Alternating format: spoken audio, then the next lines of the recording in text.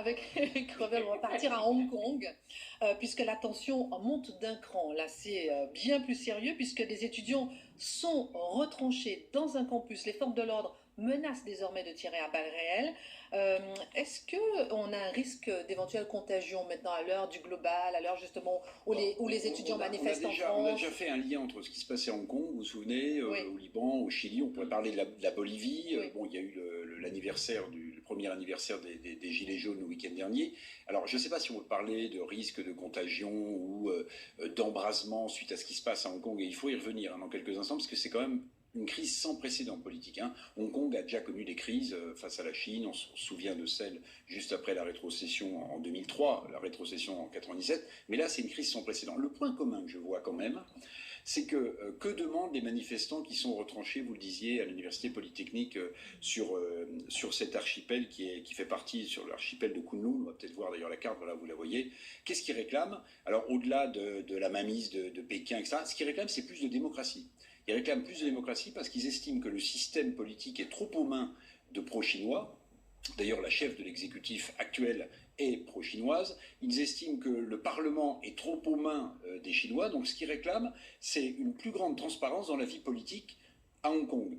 Finalement, quand on écoute les revendications des Gilets jaunes, certains expliquent, quand ils parlaient de référendum d'initiative, de pouvoir au peuple, qu'ils souhaitent aussi, eux, plus de démocratie en France. Alors c'est peut-être le seul point commun fort que je verrais. Mais la situation... Oui, c'est-à-dire qu'on avait déjà eu cette discussion avec, excusez-moi, oui.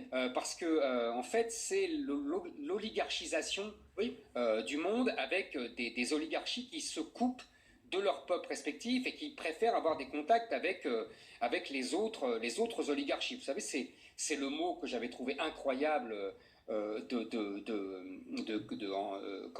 de Glucksmann quand il présentait sa liste et qu'il a dit j'ai plus de points communs avec les gens qui habitent à New York qu'avec les Français qui habitent dans la Creuse. C'est la même oligarchie? Ah non, mais oui, pour moi, c'est le principe. Vous avez compris, c'est pas la même.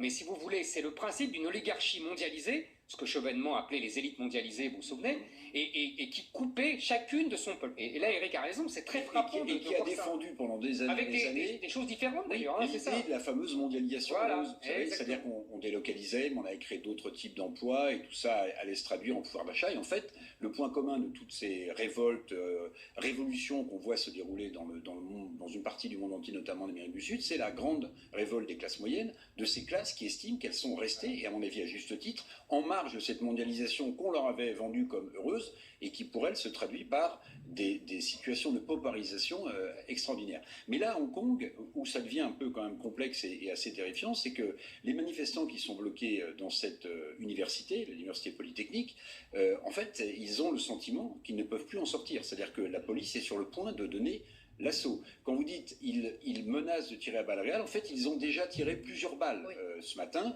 Alors, un journaliste a repéré que des manifestants masqués s'étaient emparés d'arcs qu'ils avaient piqués dans les salles de sport, et apparemment, il y a des flèches qui ont été tirées contre la police. Donc, vous voyez, la situation est absolument explosive à Hong Kong. Oui.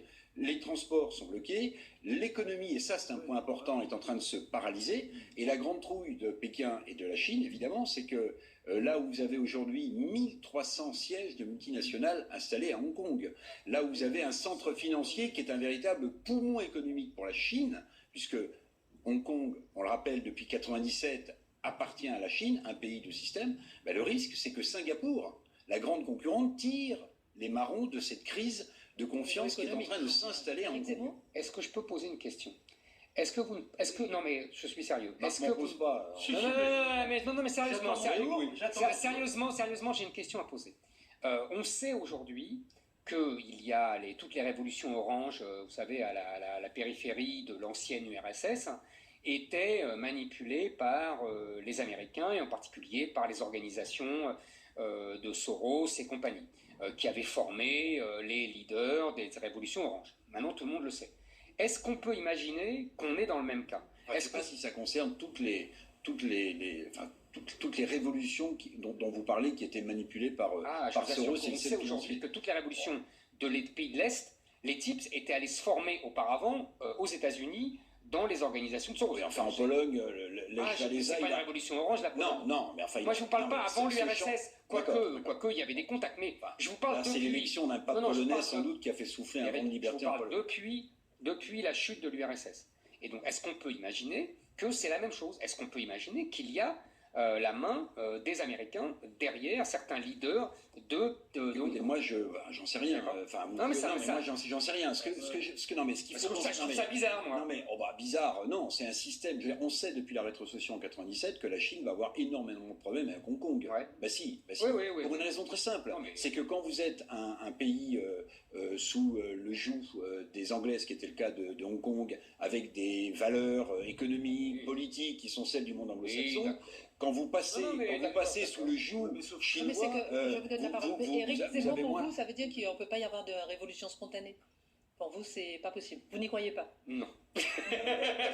Éric de Ridmatel. Vous savez, tous les leaders de la Révolution française étaient payés par les Anglais. Il ne faut jamais oublier ça. Il y a une question qu'on peut se poser, c'est est-ce que la Chine n'a pas intérêt à faire disparaître Hong Kong? À part Shanghai et ils ont Shenzhen qui est juste à côté. À moins que pour le moment ce soit